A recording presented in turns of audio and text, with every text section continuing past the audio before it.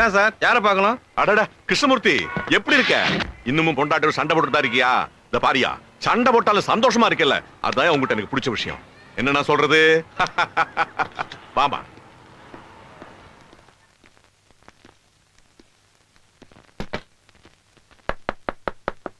என்னாச்சு?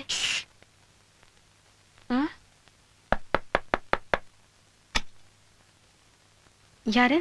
என்னமா சத்யா, எப்படிமா இருக்க? வாசலை நிக்க வச்சா என்னமா அர்த்தம்? வாங்க உட்காருங்க, ஏதாவது சாப்பிடுறீங்களா அப்படி கேக்குறதானே மரியாதை. நீ சும்மா இருக்கியம்மா? என்ன நான் சொல்றது? ஹலோ மிஸ்டர் பார்த்திபன், எப்படி இருக்கீங்க? என்ன அப்படி பாக்குறீங்க? எனக்கும் பிபிசி தான் ஃபேவரட் சேனல். ஏன்னா மத்த சேனல்லாம் உன் பொண்டாட்டியோட பார்த்த முதல் படம் எதுன்னு கேக்குறான். நீங்க ஜனனி அப்பா தானே? பரவாயில்லையே, கண்டுபிடிச்சிட்டியே, புத்திசாலி பொண்ணுதான். ஜனனியை பார்க்கும் போதெல்லாம் சொல்லுவேன், உங்க சிரிப்பு ரொம்ப அழகா இருக்குன்னு. இப்பதானே தெரியுது அந்த சிரிப்பு எங்க வந்ததுன்னு. பார்த்திபன், ஏன் நிக்கிறீங்க? வாங்க உட்காருங்க. மா சத்யா, வாமா உட்காருமா. நான் ராமகிருஷ்ணன், மிலிட்டரியில சர்வீஸ். இது என் வைஃப் கல்யாணி. நாட்டுக்கு நல்லவனா இருக்கேங்கிறதுக்கு அடையாளம் நான் வாங்கி இருக்கிற மெடல்ஸ். வீட்டுக்கு நல்லவனா இருக்கேங்கிறதுக்கு அடையாளம் என் வைஃப் முகத்துல இருக்கிற சிரிப்பு. என்ன நான் சொல்றது? தெரியும்பா, வந்ததும் உங்க அட்டகாச ஆரம்பிச்சிட்டீங்களா? ஹாய்மா. ஆமா சத்யா, என் பொண்ணு உன்னை பத்தி சொன்னதும் என்ன விட என் வைஃப் தான் உன்னை பார்க்கணும்னு ரொம்ப ஆர்வமா இருந்தா. இன்ஃபேக்ட் தழைய சேலையை கட்டிக்கிட்டு அமைதியா அளவா வைக்கப்பட்டு 5-6 வார்த்தை பேசுற உன்ன மாதிரி ஒரு பொண்ணு வேணும்னு தான் நானும் ஆசைப்பட்டேன். என்ன செய்யறது, என் பொண்ணு என்ன மாதிரி வந்து பிறந்துட்டா. என்ன நான் சொல்றது? ஏன் அதட்டுற? நீங்களே சொல்லுங்க பார்த்திபன், ஜனனி மாதிரி பொண்ணுங்கள்லாம் சைட் அடிக்கத்தான். கல்யாணம்னு வந்துட்டா சத்யாவுக்கு தான் ஏன் ஓட்டு. என்ன நான் சொல்றது? அப்பா, you crossing the border பா. Okay okay okay okay. as a military man I should not cross the border. இன்னைக்கு நைட் உங்க 2 பேருக்கும் என்னோட தான் டின்னர். மிஸ்டர் பார்த்திபன், நாட்டுக்காக உயிரை கொடுப்பியா இல்ல பொண்டாட்டிக்காக உயிரை கொடுப்பியான்னு யாராவது கேட்டா நான் என் பொண்டாட்டிக்காக தான் உயிரை கொடுப்பேன். அது சரி, பொண்டாட்டிய காதலிக்காதவன் யாராவது இருக்க முடியுமா என்ன? என்ன நான் சொல்றது? இத டேஸ்ட் பண்ணி பாருங்களேன். இல்ல வேணா ஜனனி, வேணா. இது கொஞ்சம் ஐயோ. I'm sorry. It's okay. Sorry. என்னம்மா ஜனனி, பாத்து விட கூடாதா? சாரிமா. சாரி சத்யா. பரவாயில்லைங்க. உங்க கல்யாணம் லவ் மேரேஜா அரேஞ்ச்டு மேரேஜா? Arranged marriage uncle.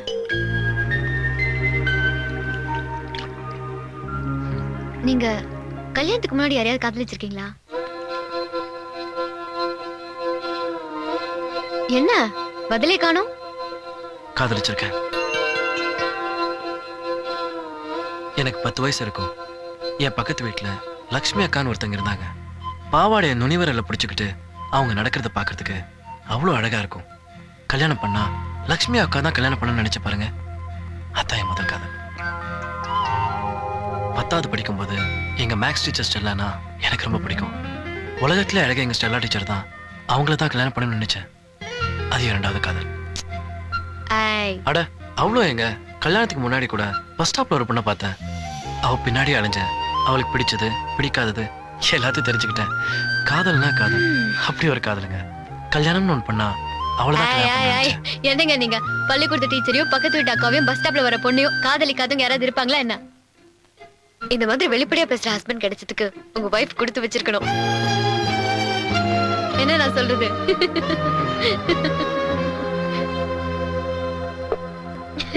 ஏமா ஜனனி, இனிமே நீ மெட்ராஸ் விட்டு வரமாட்ட. என்ன பார்த்திபன், நான் சொல்றது கரெக்ட் தானே? சத்யா, வீட்ல எல்லாரையும் கேட்டதா சொல்லுமா? சரிம்மா. கிருஷ்ணமூர்த்தி, வரேன் சார். வரேன். பார்த்திபன் வாங்க. சொல்லுங்க சார். பார்த்திபன், ஜனனி உங்களை லவ் பண்றான்னு நினைக்கிறேன். என்ன பாக்குறீங்க? எப்படி கண்டுபிடிச்சேன்னா, உங்க மனைவி சத்யாவை பார்க்கும்போது அவ கண்ணுல பொறாம தெரியுது. அப்பா அம்மா எங்களை பார்க்கும்போது அவ கண்ணுல பயம் தெரியுது. உங்களை பார்க்கும்போது அவ கண்ணுல காதல் தெரியுது. பொண்ணுங்க கண்ண வச்சு சொல்லிடலாம் அவங்க என்ன நினைக்கிறாங்கன்னு.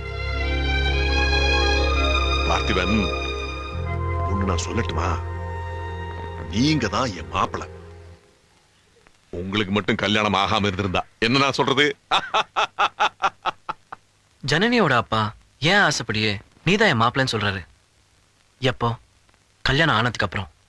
என் பிரச்சனையே தாண்டா என்ன சுத்தி இருக்கிறவங்க எல்லாரும் நல்லவங்களா இருக்கிறது. என் வைஃப்ல ஆரம்பிச்சு அம்மா, அப்பா, தாத்தா, நீங்க, மாமனார், என் காதலி வரைக்கும் எல்லாரும் நல்லவங்க. ஜனனியோட அப்பான்னு ஒரு ஆள் வராரு, அவரும் நல்லவரா இருக்காரு. அப்படி நல்லவங்களா இருக்கிறது சந்தோஷமான விஷயம் தானே? சந்தோஷமான விஷயம் தான். ஆனா அந்த சந்தோஷம் யாருக்குங்கிறதா இப்ப கேள்வி. நான் சந்தோஷமா இருந்தா அவங்க சந்தோஷமா இருக்க முடியாது. அவங்க சந்தோஷமா இருக்கணும்னா நான் சந்தோஷமா இருக்க முடியாது. லவ் மேரேஜ்னால இதான்டா சிக்கல். நாமளும் சந்தோஷமா இருக்க முடியாது, மத்தவங்களையும் சந்தோஷமா வச்சுக்க முடியாது. பார்த்திக்கு நடந்தது லவ் மேரேஜா? No, it was an accident. அது ஒரு விபத்துடா. இதை வச்சு லவ் மேரேஜ் தப்புன்னு பொதுவா சொல்லாதடா. நீ ஏன்டா சைலண்டா இருக்க? மேரேஜ்னாலே ப்ராப்ளம் தான்டா. நீங்க ப்ராப்ளத்தை லொகேட் பண்ணிட்டீங்க, அதை நான் வெக்கேட் பண்ணலாமான்னு யோசிக்கிறேன்.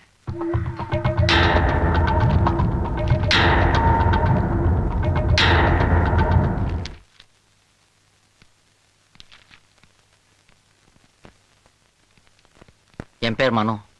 ஏத்த பிளாட்ல இருக்கானே பார்த்திபன், அவனோட ஃப்ரெண்டு. என்ன கிஃப்ட்னு பாக்குறீங்களா? உங்களுக்கு தாங்க. பார்த்திபன் வாங்கினது.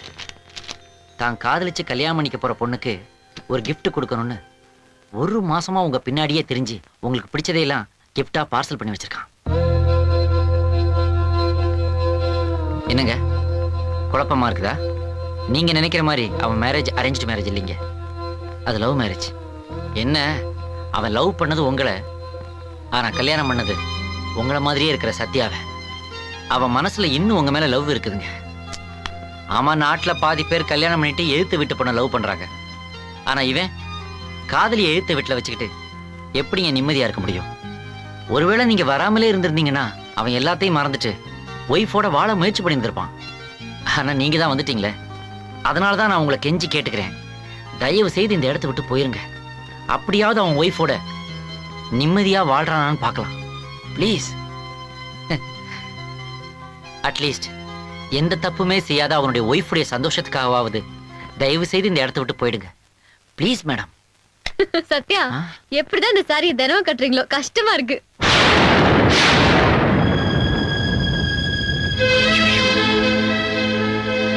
சாரிங்க, அது வந்து அவங்க நினைச்சு உங்ககிட்ட எல்லாம் சாரிங்க. நீங்க மாடர்ன் ட்ரெஸ்ல இருப்பீங்க, நான் சத்தியமா எதிர்பார்க்கேன். சத்யா எதுக்கு?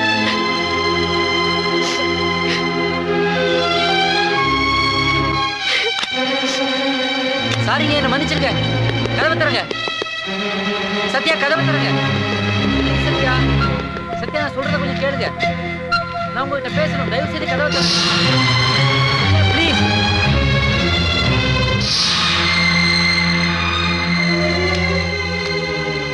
பாருங்க, நல்லா பாருங்க. உங்களை காதலிச்சவே உங்களுக்காக வாங்கி வச்சிருக்கதையெல்லாம் பாருங்க.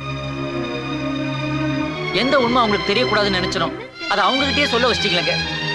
இனிமேலாவது தயவு செய்து இந்த இடத்த விட்டு போங்க. அவங்க நிம்மதியா இருக்கட்டும். இனி எப்படிங்க அவங்க நிம்மதியா இருப்பாங்க? சிஸ்டர், தயவு செய்து கதவை தரங்க ப்ளீஸ். இல்ல, நான் சொல்றது கொஞ்சம் தயவு செய்து கேளுங்க. தயவு செய்து வீட்டை விட்டு போகாதீங்க சிஸ்டர். சிஸ்டர், போகாதீங்க சிஸ்டர், ப்ளீஸ். பார்த்தி வந்தா எல்லாம் சரியா போயிடும். என்ன மன்னிச்சிருங்க. அவர்கிட்ட சரியா பேசாததுக்கும் பழகாததுக்கும் என்னென்னவோ காரணம் இருக்கும் நினைச்சேன். சரியாடும் நம்பினேன். ஆனா நானே காரணமா இருப்பேன் நினைச்சு கூட பார்க்கல.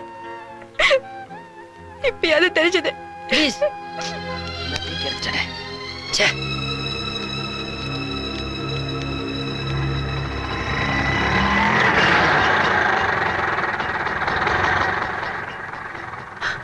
மச்சான் மச்சான், ஒரு சின்ன குழப்பம் ஆகி போச்சுடா. ஜனனி இந்த இடத்த விட்டு போயிட்டா நீ நிம்மதியா இருப்பேன்னு நினைச்சேன்டா. ஆனா ஜனனி நினைச்சுக்கிட்டு சிஸ்டர்ட்ட எல்லா உண்மையும் சொல்லிட்டேன்டா. அவங்க உடனே போச்சுட்டு எங்கேயோ போறாங்கடா. எங்கேன்னு தெரியலடா. என்ன மன்னிச்சிடறா. நீங்க ஏன்டா என் பிரச்சனை தலையிடுறீங்க? சாரிடா, சாரிடா. படித்திருப்பேன் சார்.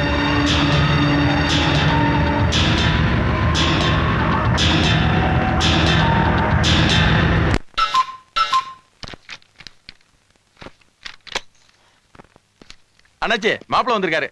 வாங்க மாப்ள, உட்காருங்க.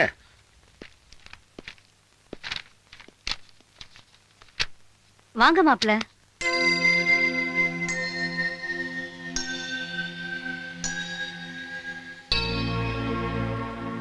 மாமா அது வந்து நீங்க ஒன்றும் சொல்ல வேண்டாம் மாப்ள. அவ வந்த உடனே நான் கேட்டேன், ஏமா நாங்களும் நீ வந்ததுல இருந்து கேட்டே இருக்கோம், பதிலே பேச முடியும், அழுதுட்டே இருந்தா என்னமா அர்த்தம்? சொல்லுமா சத்யா, என்னாச்சு? கேக்குறல பதில் சொல்லுமா. உனக்கு மாப்பிளைக்கு ஏதாவது பிரச்சனையா? பிரச்சனை இருந்தா இங்க வரணுமா? 21 வருஷம் இந்த வீட்ல இருந்துவேன். 2 நாள் இருக்க கூடாதா? அதுக்கு இல்லடி, அப்பா எதுக்கு பிரச்சனையா சொல்றாருன்னா இருக்கட்டுமே. புருஷ பொண்டாட்டி எங்க 2 பேருக்குள்ள இருக்கிறது. இதுல 3வது வருஷம் யாரும் தலையிட வேண்டியதில்லை.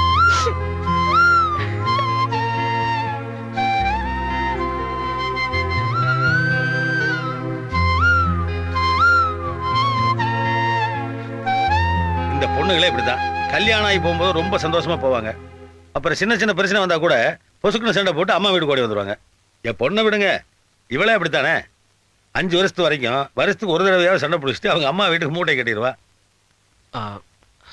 அப்போ நான் வரேன் மாமா. சரிங்க மாப்பிள்ள. நான் வரேங்க. வாங்க.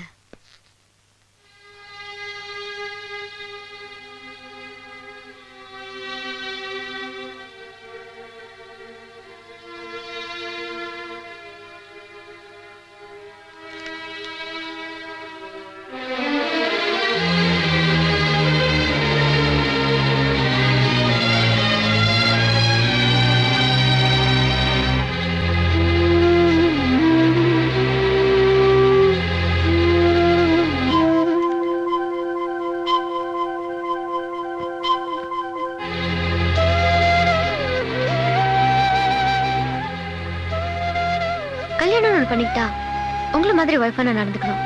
உங்களுக்கு கிடைச்ச மாதிரி ஹஸ்பண்ட். ஹலோ, நான் சத்யா பேசுறேன். சொல்லுங்க சத்யா. நான் உங்க கூட கொஞ்சம் பேசணுமே. சொல்லுங்க. நேர்ல பேசணும். உங்க வீட்டுக்கு வரட்டுமா? வீட்டுக்கு வேணாங்க, அப்பா இருப்பாரு. சில விஷயங்கள் எல்லாருக்கும் தெரியற மாதிரி பேசலாம், சில விஷயங்கள் சம்பந்தப்பட்டவங்க மட்டும்தான் பேசணும். அதான். ஹலோ. சொல்லுங்க, எங்க வர்றது? பீச்சுக்கு வந்துடுறீங்களா? ஷூர்.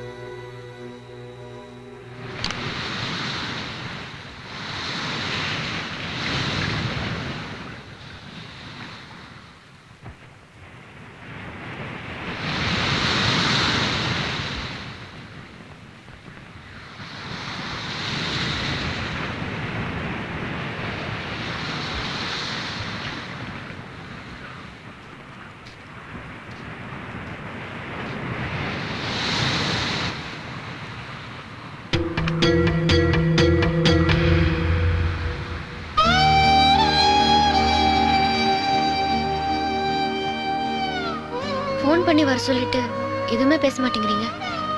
சொல்லுங்க சத்யா. நீங்க ஏன் அவரை கல்யாணம் பண்ணிக்க கூடாது? எவரு உங்களை லவ் பண்ணாரோ, யாரை பார்த்து உங்களுக்கு கல்யாணம் ஆசை வந்துச்சோ, யாரு மாதிரி புருஷன் வேணும் நீங்க ஆசைப்பட்டீங்களோ அவரை தாங்க. அவரை மாதிரி புருஷன் வேணும் தாங்க ஆசைப்பட்டேன். அவரே வேணும்னு ஆசைப்படல. சரிங்க, எனக்கும் அவருக்கும் கல்யாணம் ஆகாம இருந்தா நீங்க அவர்தான் வேணும்னு ஆசைப்பட்டிருப்பீங்களா?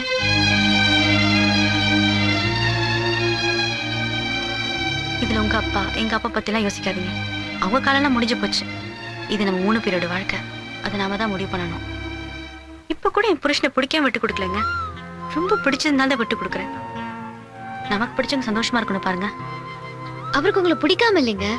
நீங்க அவரை எந்த அளவுக்கு நேசிக்கிறீங்களோ அதே அளவுக்கு அவரும் உங்களை நேசிக்கிறாருன்னு தான் நினைக்கிறேன். நினைக்கிறதுலாம் இருக்கட்டுங்க, நிஜம் என்ன? அவர் காதிக்கிறது உங்களை தானே. நான் சொல்றது ப்ளீஸ் சத்யா, நான் சொல்றது நீங்க கேளுங்க. இல்ல ஜனனி. ஹலோ. ஹலோ, நான் ஜனனி பேசுறேன். சொல்லுங்க. நான் உங்களை ரொம்ப டிஸ்டர்ப் பண்றேன்னு நினைக்கிறேன். இல்ல சொல்லுங்க. நடந்த எல்லாத்துக்கும் நாம காரணம் இல்ல. Past is past. நடக்க வேண்டியதை பத்தி உங்ககிட்ட கொஞ்சம் பேசணும். எங்க வரணும்னு சொல்லுங்க. முருகன் கோயில்.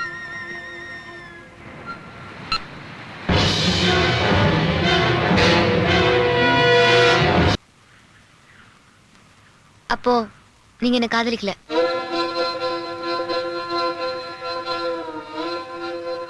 நான் உங்களை காதலிச்சேங்க. காரணம் நீங்க அழகுங்கிறது தான். எல்லா ஆம்பளைகளுக்கும் ஆசை ஐஸ்வர்யா ராய் கல்யாணம் பண்ணுங்கிறது தான். ஆனா ஐஸ்வர்யா ராய் எத்தனை பேருங்க கல்யாணம் பண்ணிக்க முடியும்? அழகான பொண்ணை கட்டணும்னு நினைக்கிறதோட கட்டின பொண்ணு கிட்ட இருக்க அழகு தெரிஞ்சுக்கிறதாங்க புத்திசாலித்தனம்.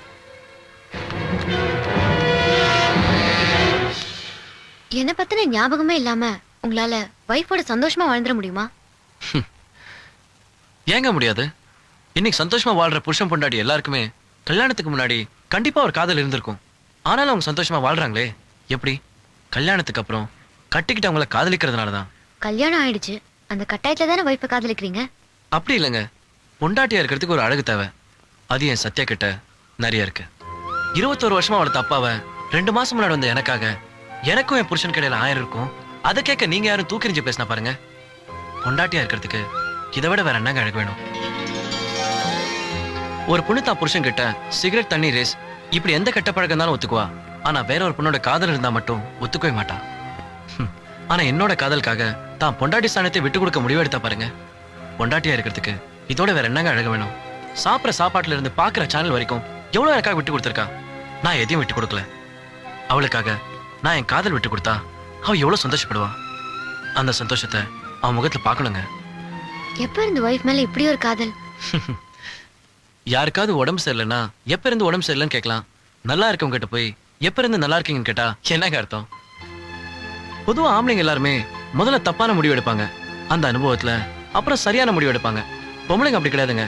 முதல்ல சரியான முடிவு எடுப்பாங்க, அப்புறம் அதெல்லாம் சரியா தான் இருக்கும் நம்பி தப்பா முடிவு எடுப்பாங்க. புரியல?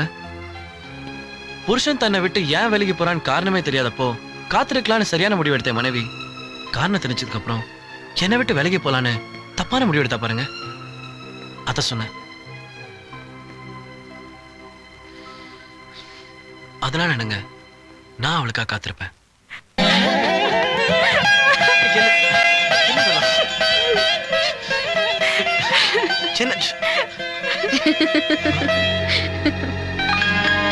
நான் சொன்ன பாத்தீங்களா சத்யா, உங்க ஹஸ்பண்ட் உங்களை தான் லவ் பண்றாரு. சத்யா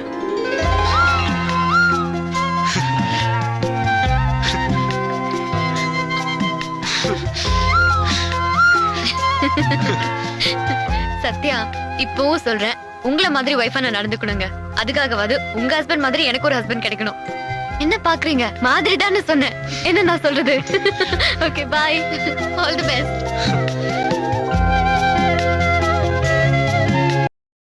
இன்னும் பல வீடியோக்களை காண சன் லைஃப் சேனலை சப்ஸ்கிரைப் பண்ணுங்க.